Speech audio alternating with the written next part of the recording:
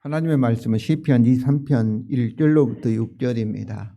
구약성경 819쪽입니다.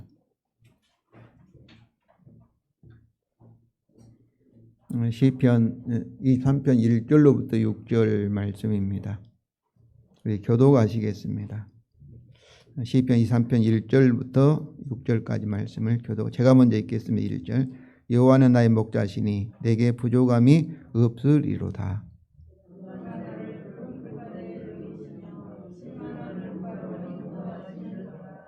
내 영혼을 소생시키시고 자기 이름을 위하여 의의 길로 인도하시는도다.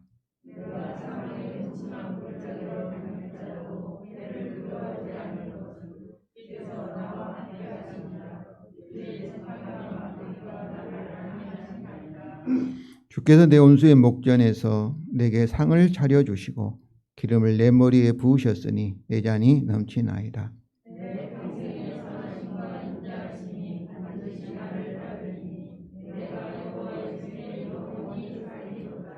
아멘. 지난 주일에 우리 교회 창립 8주년 감사 예배를 드렸습니다. 우리는 우리 교회가 부흥하기를 원합니다. 그리고 우리에게 필요한 참으로 이렇게 아담한 그런 건물도 갖기를 원합니다. 이런 필요들을 채우기 위해서 우리는 무엇을 하여야 할까요? 우리 교회의 표입니다. 우리는 복음으로 주님께 연합되고 주님과 하나가 되고 그리고 주님께 양육을 받고 그리고 주님이 열매 맺는 믿음의 공동체이다 하는 것을 우리 주보 앞면에도 항상 이렇게 가지고 있고 또 벽에도 이렇게 붙여놓고 있습니다. 이것은 우리가 주께서 우리를 통해서 교회를 세워가신다 하는 하나님의 선교, 하나님의 목회 그리고 이 모든 것의 기초는 복음이라는 여기서 하나님의 복음을 우리는 강조하여 왔습니다. 그리고 하나님의 선교와 목회의 가장 중요한 것은 우리의 믿음이라 생각하여서 저는 믿음의 목회를 하여 왔습니다. 그래서 다시 한번 우리 교회 이름이 의미하는 선한 목자이신 예수님을 생각하기 원합니다. 성도 여러분, 예수님이 우리의 또 나의 목자와 또 주가 되신다는 것이 우리에게 무엇을 의미할까요? 시편 23편을 통해서 그 답을 찾아보고자 합니다. 시 23편은 유명한 시입니다. 우리 모두가 좋아하고 그리고 이렇게 암송할 수 있는 그런 시이죠. 시 23편은 다윗이 지은 시입니다. 시 23편에 실만한 물과 풀밭 이렇게 목가적인 평화로운 이런 분위기 때문에 아마 다윗이 평화로운 시기에 시 23편을 지은 것이 아닌가 이렇게 주장하는 학자들도 있습니다. 그러나 다른 이들은 5절에서 내 온수의 목전 이렇게 온수라는 이야기가 나오고 또 6절에 여호와 집이 원래 성전이지 않습니까? 여호와 집을 영원히 살기를 원하는 염원으로 봐. 이렇게 예루살렘으로 돌아가는 그런 소원을 봐. 다윗이 특별히 자기 아들 압살롬의 반역으로 인해서 급히 예루살렘을 피하고 광야에 피난가 있을 때 자기가 목동 시절에 생각하면서 지은 시라고 보기도 합니다. 시 23편에는 여호와에 대한 두 가지의 이미지가 있습니다. 첫째는 목자, 여호와는 나의 목자라는 이미지가 있고 또 다른 하나는 5절에서 이렇게 여호와는 내게 상이라는 것은 이 테이블 밥상이 잔치상이거든요. 잔치상을 차려주신 어떤 주인, 이렇게 가장 또 이렇게 아버지 이미지를 가지고 있습니다. 이 같은 이미지에 따라 시 23편은 1절부터 4절이 여호와는 나의 목자라는 그런 주제로 생각해 볼 수 있고 그리고 여호와는 나의 주인이시라는 5절과 6절 두 부분으로 나눠질 수 있고 또 내용에 따라서는 여호와의 1절부터 이렇게 3절까지 그 4절 5절은 이 보호하심 여호와의 보호하심 돌보심 보호하심 이렇게 볼 수 있고 또 이렇게 6절은 결론으로 이렇게 세 부분으로도 나눠질 수 있습니다. 저는 이미지에 따라 이렇게 두 부분으로 나누어서 생각해 보고자 합니다. 첫째, 여호와는 나를 돌보시는 나의 목자이십니다. 하나님의 성경에 하나님의 여러 이름이 있습니다. 엘로힘은 창세기 1장에 창조주 하나님을 말씀하고, 이 엘이라는 단어가 하나님이라는 뜻입니다. 엘. 근데 여호와는 언약의 하나님의 이름입니다. 하나님께서 아브라함의 언약에 따라 송아지 우상으로 범죄한 이스라엘에게 모세를 통하여 자기 이름을 계시하시면서 약속을 하셨습니다. 출애굽기 34장 5절과 6절입니다. 우리 다 같이 읽겠습니다. 여호와께서 구름 가운데 강림하사 그와 함께 거기 서서 여호와 이름을 선포하실세 여호와께서 그의 앞으로 지나시며 선포하시되 여호와라 여호와라 자비롭고 은혜롭고 노하기를 더디하고 인자와 진실이 많은 하나님이라. 여기서 여호와라 여호와라. 그런데 여호와라는 이름을 가진 하나님, 어떤 하나님인가 하면 자비롭고 은혜롭고 노하기를 더디하고 인자와 진실. 인자라는 것은 헤세드, 이렇게 언약적인 사랑, 끊임없는 사랑을 이렇게 변하지 않는 계속된 사랑이죠. 그래서 은혜의 언약의 하나님이 여호와라는 이름의 특성이라는 것입니다. 이는 아브라함의 언약이, 이스라엘 백성이 아브라함 언약에서 아브라함 후손으로 이루어졌잖아요. 창세전의 구속 언약에 따라 아브라함의 후손이신 예수 그리스도의 십자가의 죽음으로 아담과 하와가 이게 범하여서 우리에게 저주와 사망의 심판을 가져왔던 창조 언약을 다 이루신 사실에 근거한 은혜의 언약입니다. 그러니까 하나님께서 아브라함을 부르셔서 갑자기, 아브라함도 우리와 같이 태어날 때 온전을 가지고 태어났으니까 죄인이지 않습니까? 죄인이었던 아브라함을 불러서 갑자기 뭐라고 해요? 너는 저주 사람이 아니라, 사망의 사람이 아니라 너는 복이 될지라, 복이 사람이 될지라. 이렇게 아브라함에게 복을 주셨던 이유는 뭐겠어요? 다 예수 그리스도의 십자가의 죽음에 의해서 아브라함의 지금 모든 죄값이 지불되고, 그리고 그리스도 예수 안에서 믿음으로, 은혜로 아브라함을 저주에서 복으로, 사망에서 생명의 사람으로 하나님께서 구원하시고 축복하신 것입니다. 구약에 있는 모든 이렇게 하나님의 복이라든지 구원은 다 아브라함과 다윗 후손이신 예수 그리스도의 십자가를 통한 구원이라는 것을 아시기 바랍니다. 다윗은 과거의 자기의 목동 경험을 통해서 목자와 양이 얼마나 친밀한 관계인가를 잘 알았습니다. 그러면서 양이라는 이 동물은 목자 없이는 살 수 없는 아주 연약하고 나약한 그런 동물이라는 것을 알았죠.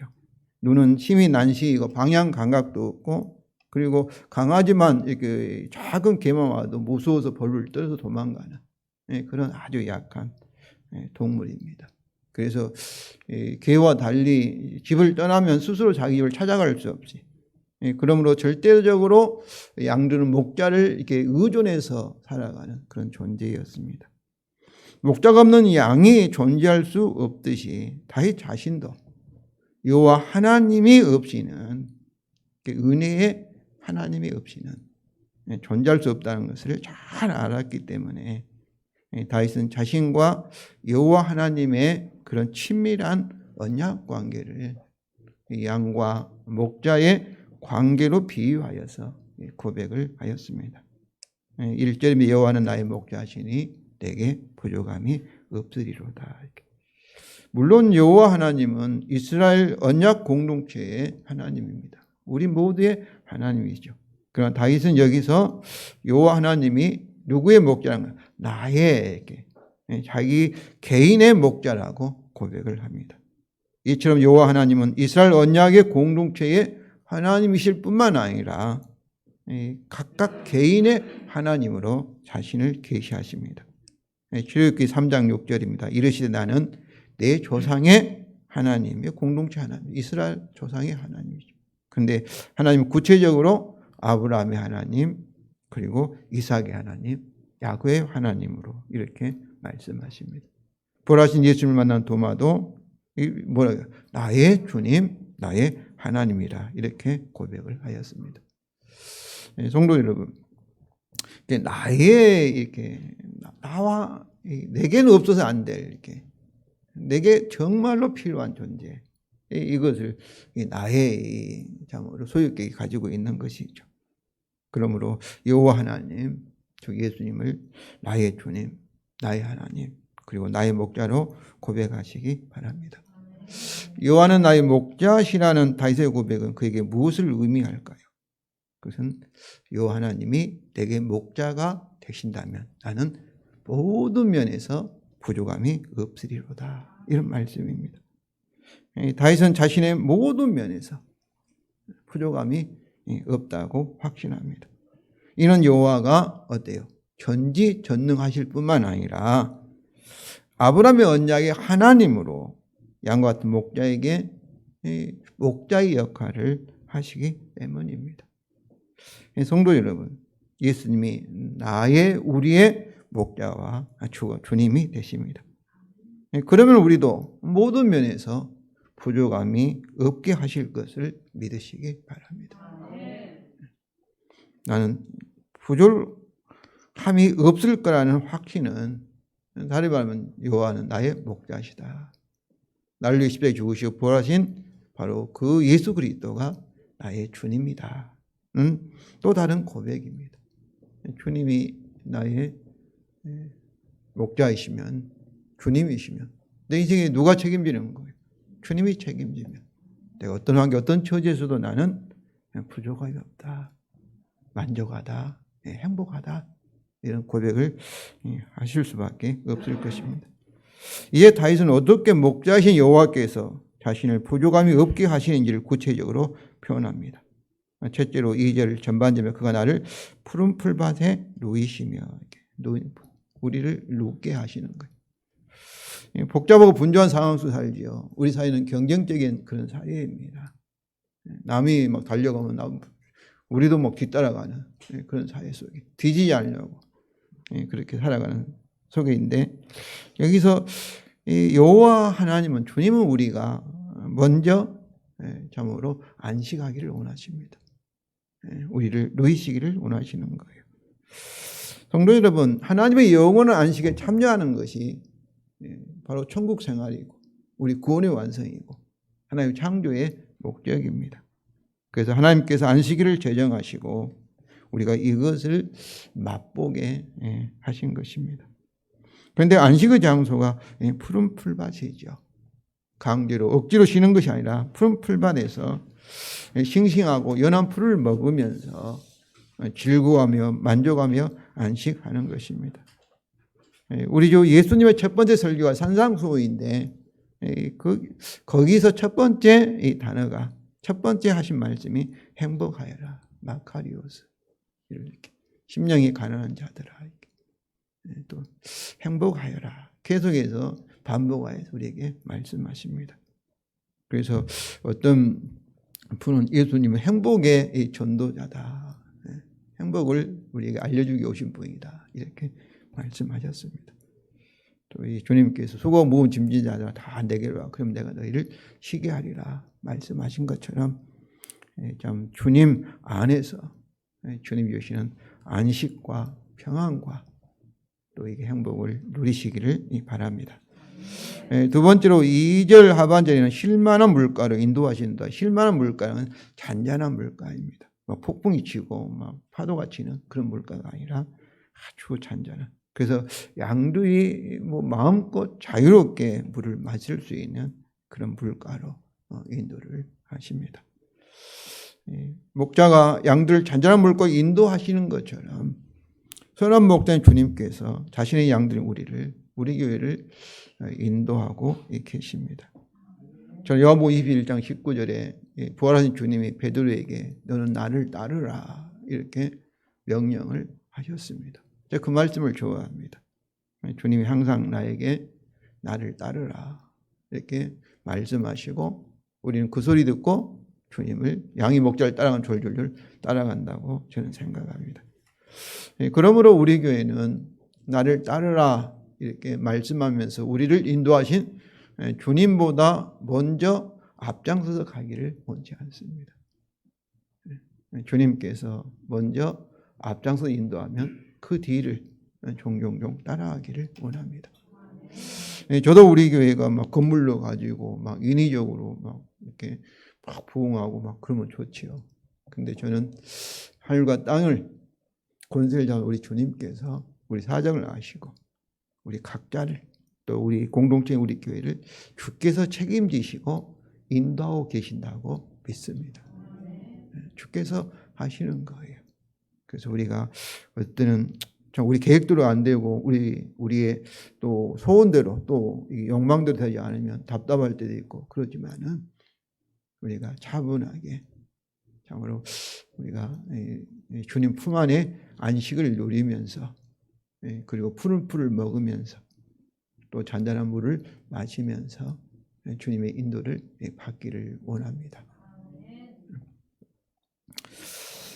셋째로 이 3절입니다. 우리 3절 다 같이 읽겠습니다. 내 영혼을 소생시키시고 자기 이름을 위하여 의의 길로 인도하시는도다. 이 절은 목자가 양을 이렇게 돌보는 그거를 이제 은유법이죠. 비유법을 사용했죠. 같이 이렇게 양이 목자이신 여호와께서 다윗을 돌보는데 3절은 직접적으로 이제 여호와께서 다윗의 영혼을 소생시키시고 자기 이름을 위하여 의의 길로 인도하시는도다. 이렇게 직접 하나님과 자신의 관계에 적용하고 있습니다. 목자가 양에게 안식과 양식과 물로 먹이고 쉬게 하는 것처럼 하나님은 다윗의 영혼을 소생시키시고 자기 이름을 위하여 의의 길로 인도하신다는 것입니다. 내 영혼을 소생시키시고 해서 소생시킨다는 것은 슈브라는 히브리어 단어인데 이것은 죄에서 돌이켜 그리고 하나님께 돌아가게 하신다. 곧 회개케 하신다. 그런 말입니다. 그러니까 우리 영혼이 우리 마음이 하나님께 멀어져 있으면 우리를 하나님께 돌아가 하나님께 붙어 있으면 어떠겠어요? 그때 우리 영혼이 소생이 되는 거죠. 성도 여러분, 주께서 우리에게 영생을 주셨다는 것은 하나님께서 영생을 소유하고 독립적으로 하나님 떠나서 우리가 이 영원한 생명을 갖는 것이 아니라 영생을 소유했다는 것은 하나님과 우리가 연결되었다. 하나님께 붙어있게 되었다. 이 말이 영생을 소유하였다. 그 말씀입니다. 하나님과 함께 살고 있다. 하나님과 연결되어서 연합되어서 그 말이 영생을 소유하였다. 우리가 죽었다는 말씀은 하나님과 떨어졌다. 분리되었다. 이것이 죽음인 것입니다. 그러므로 우리 영혼을 소생시키고는 우리를 하나님께 가까이 가게 하면은 어떻습니까? 포도나무가 가지가 포도에 붙어 있으면 그 가지를 통해서 포도 열매가 풍성히 맺는 것처럼 우리가 주님께 하나님께 연결되어 있으면 성령을 통해 우리에게 하나님의 생명이 흘러나올 줄로 믿습니다. 그러면 다윗은 곧 이어서 이제 의의 길로 인도하신다 이렇게 표현합니다. 여기서 중요한 것은 3절을 다시 한번 우리 읽겠습니다. 내 영혼을 소생시키시고 자기 이름을 위하여 의의 길로 인도하시는도다. 우리말 성경은 자기 이름을 위하여 의의 길로 인도한 것만이 자기 이름을 위하여 하신 것처럼 원래 내 영혼을 소생시키시고 의의 길로 인도하시는데 무엇을 위해서? 자기 이름을 위하여 해서 내 영혼을 소생시키고 의의 길로 인도하는 목적이 자기 이름을 위하여 하신다. 이런 말씀이죠. 그러니까 저는 이 말씀이 중요합니다. 주께서 우리 교회에게 영혼을 우리를 소생시키시고 의의 길로 주님이 인도하시는 그 이유와 목적이 뭐예요? 자기의 이름을 위하여. 그렇기 때문에 주께서 우리 교회를 어떠하시고 이걸 하실 수밖에 없는 거죠. 우리 개개인에도 마찬가지입니다. 그래서 제가 성경 말씀을 이렇게 많이 인용했습니다. 우리 이사야서 43장 7절입니다. 우리 다 같이 읽겠습니다. 내 이름으로 불려지는 모든 자, 곧 내가 내 영광을 위하여 창조한 자를 오게 하라. 그를 내가 지었고 그를 내가 만들었느니라. 내 이름으로 불려지는 모든 자는 뭐겠어요? 주 안에 있는 자이죠. 하나님과 언약으로 하나님과 연합된 자, 그리스도 안에 있는 자를 말합니다. 그런데 무엇을 위해서 이렇게 하나님이 우리를 창조하셔 구속하였어요? 하나님의 영광을 위해서. 또 우리 선한 목자교회가 하나님의 영광을 위해서, 이름을 위해서 존재한 줄로 믿습니다. 이사야서 43장 25절입니다. 우리 다 같이 읽겠습니다. 나는 나를 위하여 내 허물을 도말하는 자니 내 죄를 기억하지 아니하리라. 도말한다는 것은 없앤다는 뜻이거든요. 그런데 여호와의 이름으로 불려지는 언약 백성이 허물이란 뭐겠어요? 죄악이죠. 죄를 범했습니다. 그때 하나님께 어떻게 하느냐 하면은 하나님의 이름을 위해서 그 죄를 없애시고 해결하신다, 이런 말씀입니다. 우리가 잘못했다 할지라도, 우리가 부족한다 할지라도 성도 여러분, 하나님의 이름을 위해서 이것을 하신다는 거예요. 또 48장 이사야 48장 8절 11절입니다. 우리 다 같이 읽겠습니다. 이는 내가 정녕 배신하여 모태에서부터 내가 배역한 자라 불릴 줄을 내가 알았습니다. 내 이름을 위하여 내가 노하기를 더디할 것이며 내 영광을 위하여 내가 참고 너를 멸절하지 아니하리라. 나는 나를 위하여 이를 이룰 것이라. 어찌 내 이름을 욕되게 하리요 내 영광을 다른 자에게 주지 아니하리라. 우리가 배역한 자, 우리가 태어날 때부터 죄를 가지고 태어난지를 하나님은 우리가 우리 자신을 아는 것보다 더 뼈저리게 알고 계십니다. 그런데 우리를 버리지 아니하시고 언약하신 대로, 약속하신 대로 우리를 제 문제를 해결해 주시고, 그건 뭐예요? 자신의 이름을 위하여, 자기 영광을 위하여 하신다, 이 말씀이죠. 우리를 구원하셔서 완성하신다, 이런 말씀입니다. 성도 여러분, 참으로 우리는 하나님 영광을 위하여 창조되었고 구속되었습니다. 심지어 우리가 허물과 죄악을 범하였다 하여도 주께서는 자기 영광을 위하여 우리 영혼을 소생시키시고 의의 길을 인도하시고 우리에게 영광의 구원을 주실 수밖에 없을 것입니다. 지난 8년 동안 우리 교회를 자기 이름을 위하여 인도하고 오신 선한 목자신 주님이 앞으로도 어떻게 하시겠어요? 자기 영광을 위하여 우리를 인도하실 것입니다. 이것이 우리에 대한 하나님의 예수 그리스도 십자가의 죽음에 근거한 은혜의 새 언약입니다. 우리가 그러잖아요. 양과 이렇게 목자가 있는데 양이 물을 먹지 못하고 이렇게 푸른 꼴을 얻지 못해서 굶고 또 야유가고 병들어가면 여러분 누구를 비난하겠습니까? 양이 잘못이다 이렇게 하지 않습니다. 목자에게 책임을 돌리잖아요. 그렇잖아요. 목자가 잘 돌보지 못했으니까 이렇게 되었다 이렇게 하지 않겠어요? 저는 우리 교회에 대해서도 우리들 자신에 대해서도 마찬가지입니다. 여호와 하나님께서 우리의 목자가 되시기 때문에, 우리의 책임자가 되시기 때문에 참으로 자신의 명예를 걸고 자기 이름을 위하고 참으로 이렇게 은혜의 언약대로, 서의 언약대로 저와 여러분에게 하실 것을 우리를 인도하시고 우리를 돌보시고 그리고 우리에게 약속하신 대로 영광의 구원을 참으로 완성하실 것을 우리가 믿고 주 안에서 참으로 이렇게 평안 안식을 누리시기를 원합니다. 넷째로 4절입니다. 내가 사망 음침한 골짜기를 다닐지라도 해를 두려워하지 않을 것은 왜냐하면 당신께서 나와 함께 하십니다. 당신의 지팡이와 막대기가 나를 안위하시나이다. 사망 음침한 골짜기는 뭐겠어요? 말 그대로 다윗이 처한 최악의 상황, 곧 죽음이 가까운 곧 그런 순간을 가리키는 것이지요. 그런 상황에서도 다윗은 어떻습니까? 해를 두려워하지 않는다 이렇게 말합니다. 그런 상황에서도 해를 두려워하지 않을 이유가 무엇이에요? 4절 이렇게 하반절에 우리 다 같이 읽겠습니다. 왜냐하면 당신께서 나와 함께 하시기 때문입니다. 당신의 지팡이와 막대기가 나를 안위하시기 때문입니다. 우리말 성경에는 이렇게 주께서 이렇게 주의 이제 3인칭으로 되어 있지만 원래는 이게 2인칭으로 당신께서 당신의 지팡이 막대기 이렇게 되어 있습니다. 그러니까 주께서 3인칭 사용 것보다 당신과 나 사이 하면 더 친밀하고 가까운 그런 사이를 말하죠. 우리가 이 부부 사이에 여보 당신 이렇게 부르지 않습니까? 다른 사람에게 당신 이렇게 말할 때는 이렇게 가까운 사이가 아니지요. 그래서 여호와 하나님께서 바로 당신께서 나를 이렇게 바로 나와 아주 가까운 하나 되어 있음을 나타내 주는 그런 표현입니다. 그런데 그런 사망음치한 골짜기를 다닐지라도 혼자가 아니라는 거예요. 누가 계시는 거예요? 당신이 나와 함께 하십니다. 이렇게. 주께서 우리와 함께 하시기 때문에 해를 들어가지 않는 거죠.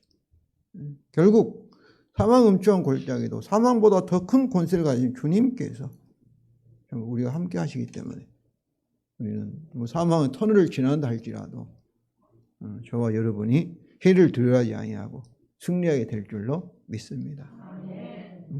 여기 당시 지팡이와 막대기는 뭐겠어요? 양이 이게 지팡이, 막대기는 양의 맹수가 양을 공격할 때 공격하는 무기이고 지팡이는 이렇게 구부러져 있어서 뭐 구덩이 빠졌을 때 양을 이렇게 건져내는 그 사용하는 도구가 지팡이인데 여호와께서 양과 함께하여서 양을 보호하시는 그의 모든 이게 권세와 능력을 의미합니다.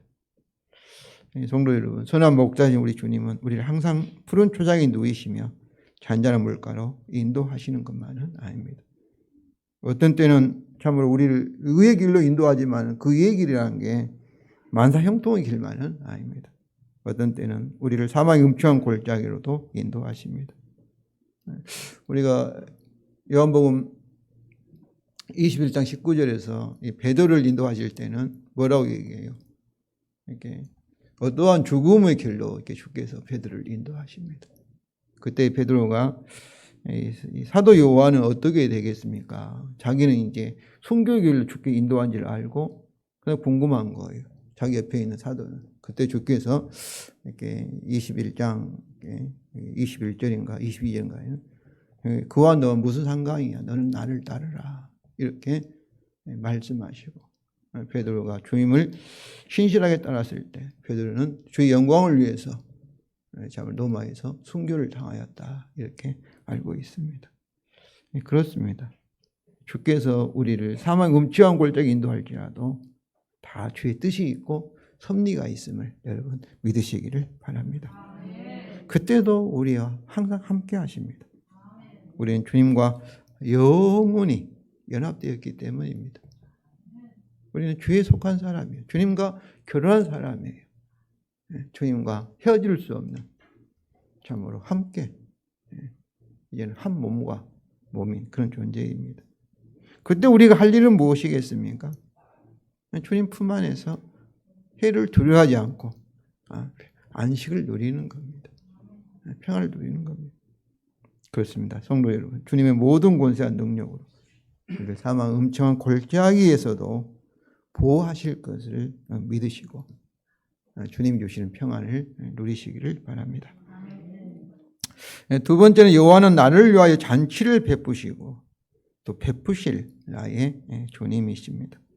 이에 다윗은 자신의 온수들을 다룰 때 여호와의 목자 이미지에서 여호와의 주인 또는 아버지 이미지를 사용하여 자신이 부족함이 없다고 고백합니다. 먼저 5절입니다. 5절 우리 다 같이 읽겠습니다. 당신께서 내 온수들의 목전에서 내게 상을 차려주시고 기름을 내 머리에 부으셨으니 내 잔이 넘치나이다. 여호와께서 다윗을 위한 잔치의 주인이 되십니다. 잔치를 배설하시는 주님은 다윗을 위하여 잔치상을 차리시고 그런데 그 잔치상을 다윗 앞에 차릴 뿐만 아니라 어때요? 다윗의 온수들의 앞에 목전에서 차려주십니다. 이 온수들이 아직 보고 있는 거죠. 이 온수들이 사라진 것은 아니죠. 그렇기 때문에 다윗이 아직 승리를 거둔 상태가 아닙니다. 아직 온수들이 있기 때문이죠. 그러나 그 온수들로 인해서 절대로 다윗은 패배하지 않고 승리하게 될 것입니다. 그래서 주님께서 앞으로 거둘 승리를 미리 축하하듯이 맛보도록 온수들의 목전에 다윗을 위하여 잔치상을 베푸신다는 것입니다.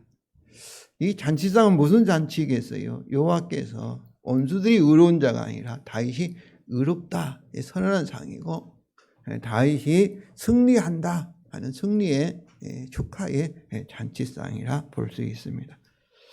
성도 여러분, 다윗의 원수들이 있는 것처럼 우리의 원수가 누구겠어요? 우리의 원수는 뭐겠어요? 저는 죄악들이 우리의 원수라고 생각합니다. 또 이렇게 우리의 고난이나 예기치 않은 고난이나 질병이나 마지막 육체적인 원수인 사망, 죽음도 우리의 원수들이죠. 그리고 이런 죄와 또 우리의 질병과 우리의 악한 환경을 사용해서 눈에 보이지 않지만은 우리를 죽이고 멸망시키려는 영적 존재가 있는데 그 존재가 마귀와 귀신들이 우리들의 원수들입니다. 그런데 이런 원수들이 여호와께서 우리 앞에 승리의 잔치상을 베푸시는 것을 보면서 어떻게 할 수가 없습니다. 보기만 할 뿐이죠. 또 어떤 원수들도 또 어떤 이런 자무지 위험들도 심지어 우리 육체의 죽음까지도 주님이 그 손님이 다윗에게 축복을 주는 것을 방해하거나 빼앗을 수가 없습니다. 성도 여러분, 그러므로 주 안에서 저와 여러분은 이기는 자입니다. 저는 이길 수밖에 없다고 생각합니다. 우리가 양이 막 힘이 있어서 능력이 있어서 원수와 싸워서 이기는 것이 아니라 목자가 양을 위해서 대신 싸우시고 여호와 하나님께서 참 우리 안에서 우리와 함께 우리를 대신해서 싸우시기 때문에 이길 수밖에 없다고 믿습니다. 특별히 예수 그리스도의 십자가는 이 마귀와 죄와 사망에 대해서 결정적으로 승리하였다. 그것이 예수님의 십자가입니다. 죽음을 이기시고 마귀를 이기시고 죄를 이기시고 우리 주님이 3일 만에 승리하여서 부활하셨습니다. 이제 이 원수들은 언제까지 발악을 하겠지만은 우리 주님이 재림하실 때까지 계속 우리를 보고, 그래서 이 원수들이 저와 여러분을 공격하는 방법은 뭐겠어요? 거짓말입니다. 주님을 믿지 못하게 하고 주님의 약속, 복음을 의심하게 하는 이것이 마귀의 전략이에요. 계계예요. 마귀의 계계예요. 우리 주님이 오시면 그때 우리의 원수들은 주께서 다 사로잡아 심판하셔서 영원히 지옥불에 던지게 될 것입니다. 그때는 우리를 보지도 못하고 새하늘과 새 땅, 죽음도 없고 질병도 없고 코로나도 없고 마귀도 없고 늙지도 않고 새하지도 않은 영원한 새하늘 새 땅이 완성될 것을 여러분 믿으시기를 바랍니다. 원수들이 보는 앞에서 주께서 상을 차려주시고 그리고 다윗의 머리에 기름을 부으십니다. 우리가 잔치에 손님이 왔을 때 그 손님의 머리에 기름을 부은다는 것은 그를 아주 존귀한 자로 대접한다는 의미입니다. 원래 당시에 귀한 손님의 머리에 값비싼 기름을 발라주는 풍습이 있는데 이는 보통 그 집의 종들이 이것을 하였습니다. 그런데 여기서 누가 하십니까?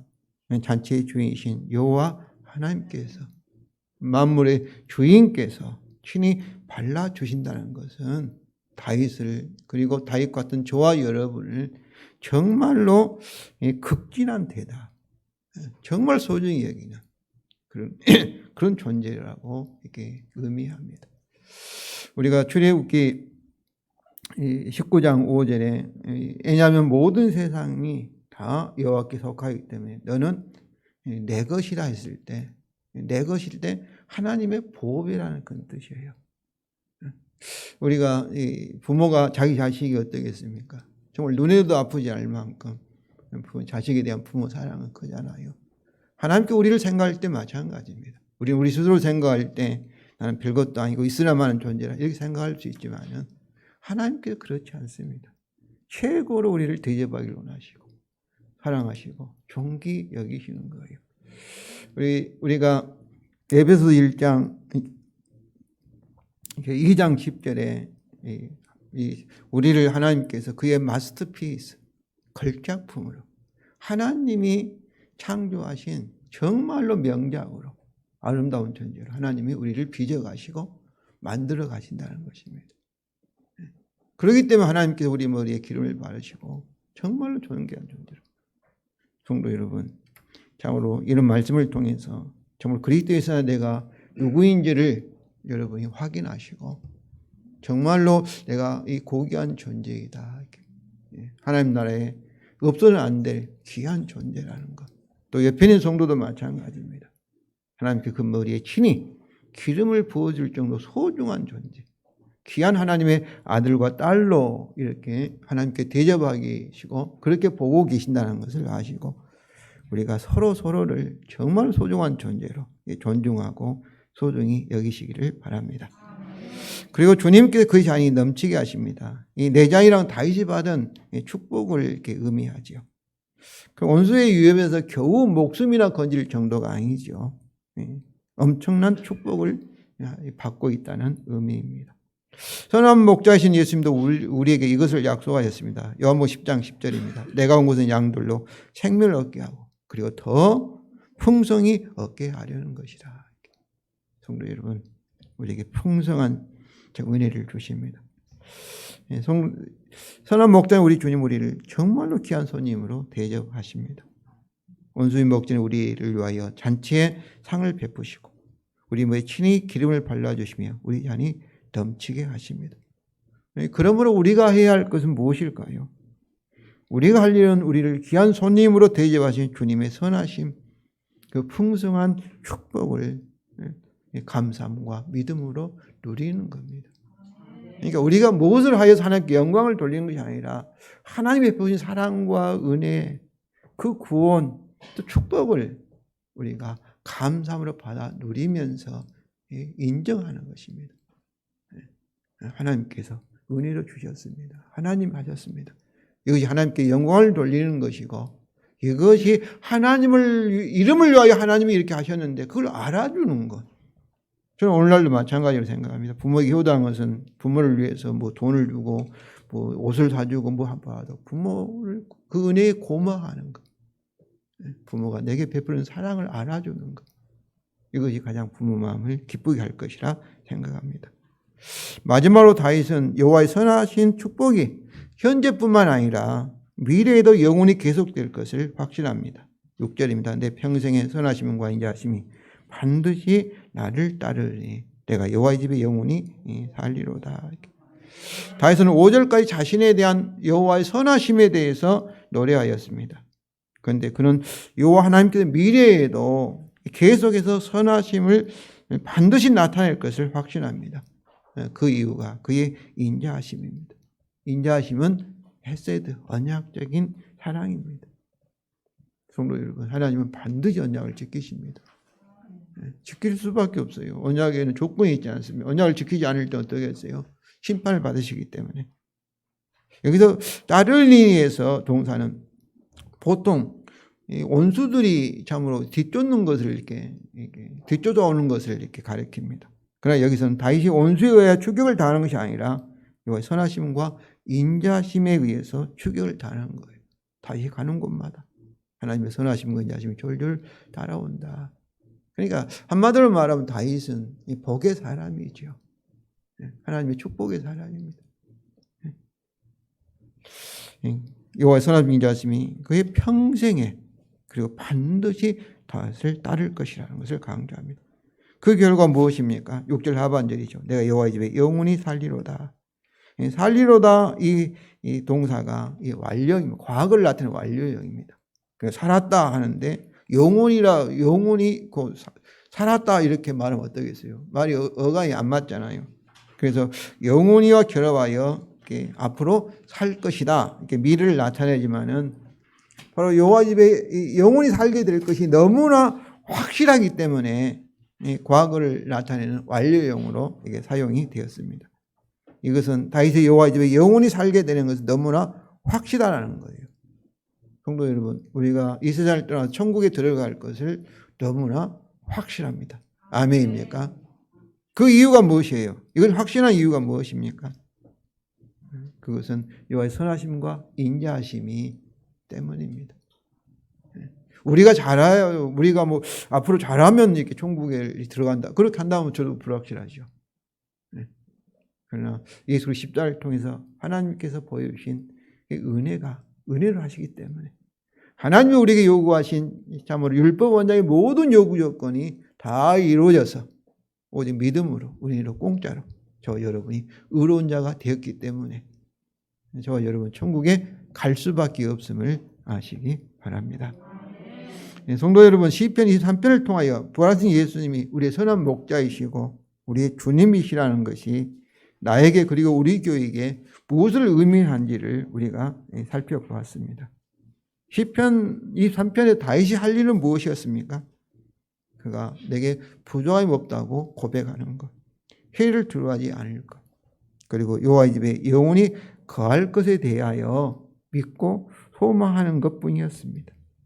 시편 23편 나머지의 부분은 다 뭐예요? 목자이시며 주님이신 여호와께서 그 양이며 손님인 다윗을 위하여 하신 일들입니다. 그러니까 여호와께서 다 하시고 다윗은 여호와께 주시는 선하심과 인자하심을 믿음으로 또 소망으로 즐기는 것뿐이었죠. 다만 다윗은 은혜 원장에 근거한 여호와의 선하심을 즐기며 누리게 하는 믿음과 소망을 가질 뿐입니다. 성도 여러분, 이것은 그리스도 안에는 우리에게도 마찬가지입니다. 우리 교회도 마찬가지입니다. 우리 교회는 자기 이름을 위하여 새 언약도 역사하시는 선한 목자가 되시는 주님의 선하심을 풍성하게 누리게 하는 뭐가 필요해요? 믿음과 소망이 필요한 것입니다. 그렇습니다. 우리 교회를 통한 오직 하나님께서, 하나님 성경 하나님이 하신다는 거죠. 여호와 목자이시고 우리의 주님 하나님이 다 하신다는 겁니다. 오직 이 복음입니다. 그리고 오직 믿음의 목회입니다. 그리고 에베소 1장 19절을 우리 다 같이 읽겠습니다. 그 힘의 유력으로 역사심을 따라 믿는 우리에게 베푸신 능력이 지극히 크심이 어떠한 것을 너희로 알게 하시기를 구하노라. 또 로마서 1장 16절 복음은 모든 믿는 자의 구원을 주시는 하나님의 능력이 됨이라. 이게 필요한 것은 믿음이에요. 믿으면 목자가 되시고 주가 되신 주님이 우리를 책임지십니다. 믿음입니다. 성도 여러분, 바울같이 하나님 영광을 위하여 우리 교회를 통하여 하나님 능력을 나타내시기를 믿음으로 그리고 인내와 소망으로 기도하시기를 바랍니다. 그러면 자기 영광을 위하여 자기 이름을 위하여 우리를 통해서 하나님의 구원의 능력을 나타내실 것입니다.